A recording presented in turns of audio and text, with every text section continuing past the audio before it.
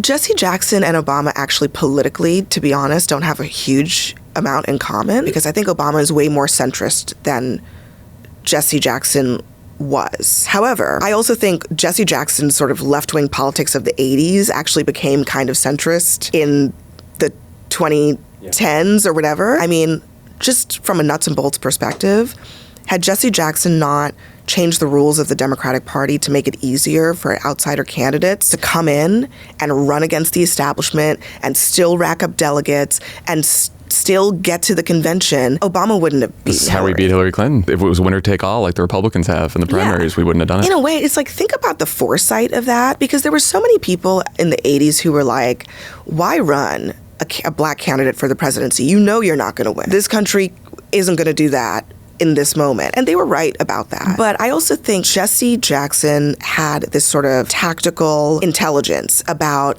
the value of leverage. Some of that was built up for years and years of using leverage to get concessions from private companies on diversity and all kinds of other stuff.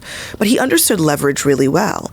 And he really pushed in both of those campaigns toward getting to the convention, getting changes to the platform, getting changes to the nominating process for the Democratic Party, the nuts and bolts of how you even get a candidate, let alone what that candidate stands for.